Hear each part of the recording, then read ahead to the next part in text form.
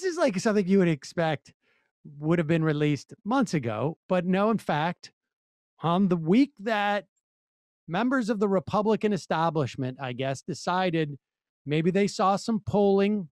Remember, Steve Scalise got a vaccination for the first time, the House Republican whip on Sunday, first shot on Sunday of this week. We saw Mitch McConnell get out there and sort of forcefully, suddenly he's no longer just speaking for himself when it comes to vaccinations.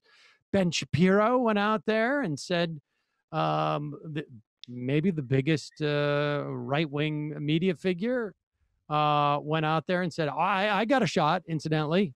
And so did my wife. They're seeing that stock market tank, and the fear begins to creep. I don't think it's the stock market. I think there's got to be polling. I just don't think the stock market is enough. They would be very happy to have the stock market tank during Biden's administration, would be my guess. But maybe it is that. Their donors may not, but it's true. But here's a PSA.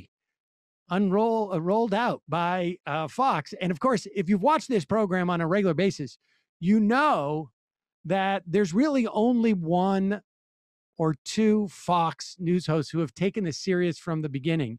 And Steve Ducey is one of them. And it's because I think he actually got bumped up against COVID. And here we go.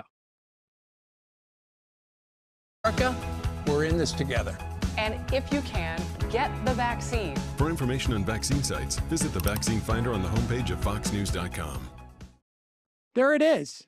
They're really pushing it. But there are reports now, this according to this being reported just right now by the COVID-19 data director from the White House, a guy named Shapiro, who says that there has been, in the past 7 days, there has been an uptick in vaccinations. Now, maybe, again, it's the Delta variant, or maybe it is, in fact, some Republicans coming out and saying you should get vaccinated. But here's the funny part. Well, not funny. This is the disturbing part. Right. Sean Hannity the other day said, I've been vaccinated. My wife's been vaccinated. He tried to take that message and sandwich it in between two segments where he's basically being skeptical about vaccinations. And they are so afraid. They have built their audience on vaccine and COVID denial, so much so that he has to now come back out and recalibrate and say, well, wait a second. I did say get the vaccine, but I didn't push it on you. Here is one of the most incomprehensible segments you will ever see on Sean Hannity's program, and that's saying something. These reports are all false for multiple reasons. First, I touted Operation Warp Speed since the beginning.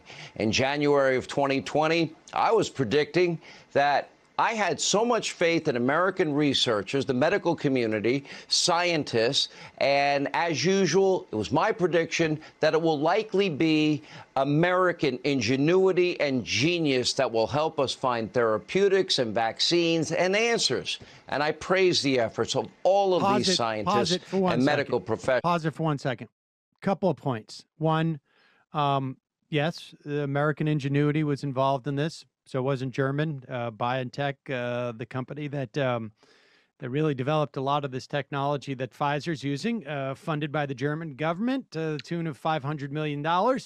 But yes, American ingenuity. But there's just something about March 2020 that resonates with me when Sean Hannity says it.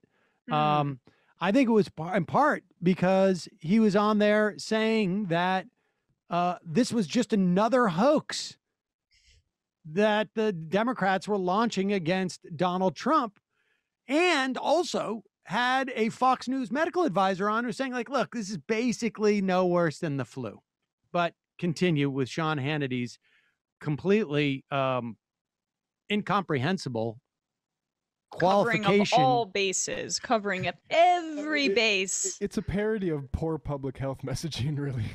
It really is. It's a parody of poor public relations. He's trying to be like, I'm like Tucker, but I'm also like Fox News corporate's little lapdog, and I'm gonna make sure that I toe the line. Damn, he looks weak. This is and confused. Yes. Here we go. Play. Much like his audience.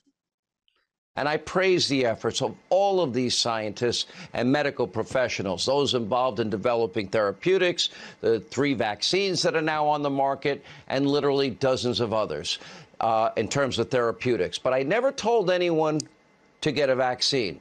I've been very clear. I am simply not qualified. I am not a medical doctor.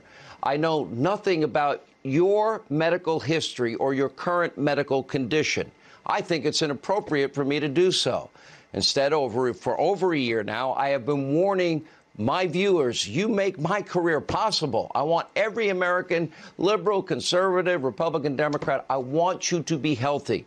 I have seen the worst of this virus in people that I love and care about, and to take COVID-19 seriously.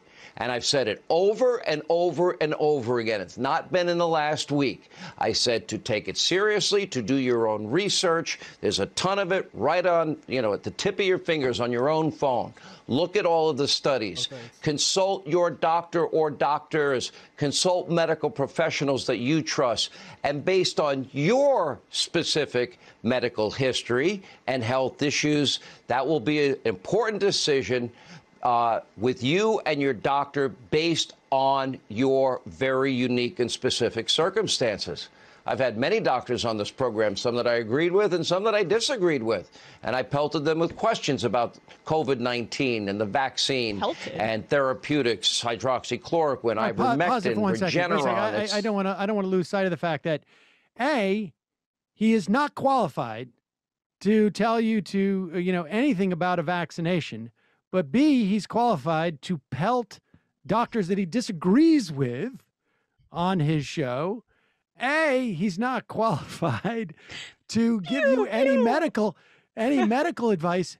But B, you, who has a phone, is qualified to make a medical determination as to what's best for you. Speak to your doctor that's going to tell you to get the vaccine, but also do your own research on theirs.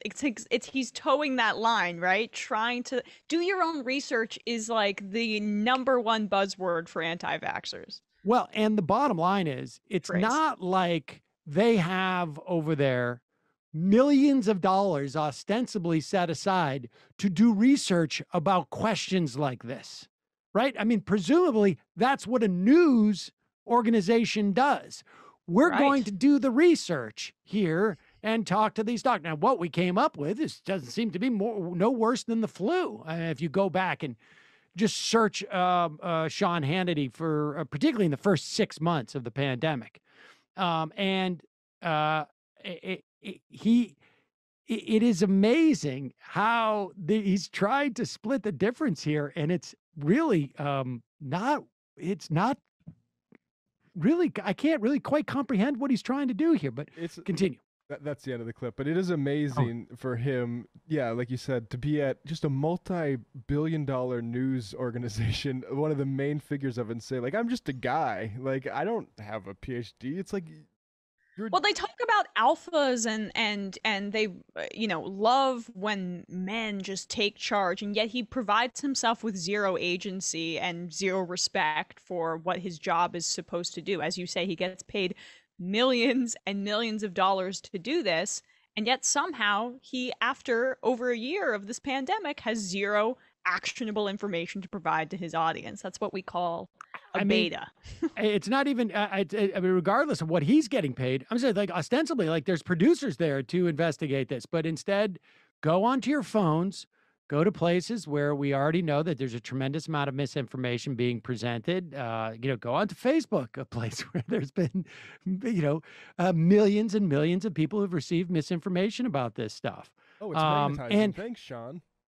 And the other thing is that there is no unique, this idea, yes, everyone is special and everyone is in some way a snowflake because they're different from each other.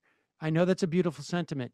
But when it comes to a pandemic, there's no unique circumstances that would Exactly. place you into a situation where it is good for you to get a vaccine in light of a pandemic. There's no, like, yes, it is the case that the mortality rate for people over the age of 65 significantly higher than that of people under the age of 65. But the way that most people over the age of 65 catch COVID, or did before the vaccination, was from people who are under the age of 65. And so the idea that this is a unique, your unique health situation needs to be assessed before you go and get a shot. And I would also add that he should also check on what's happening with the Republican Party, who are basically standing in the way, at least in the context of like Missouri, for example, of like hundreds of thousands of people getting health care. It's a good argument he's making for a single payer system that provides universality. But I mean, are people going to go out and sort of like have just a chat, like a philosophical chat with their doctor about whether they're in danger in the context of a pandemic? But that's the pay for point, this? Sam. That's the point, is to make it about this individual health decision, as if you're going to, take a certain medication or get an elective surgery. It completely strips the national conversation that needs to be had about what the social responsibility of people is to do in a pandemic, which is, exactly what Fox News wants to do for their audience. They want to make it about how you're a special snowflake, and they don't want to have any sense of public duty behind this. They're literally giving these vaccines out in subway stations. Your specific medical condition, unless it's incredibly specific, is so irrelevant that his emphasis on it is important to note in and of itself. Folks, there's more of what you've just saw where that came from. That's if you hit the subscribe and like button. Thank you. Really, thank you.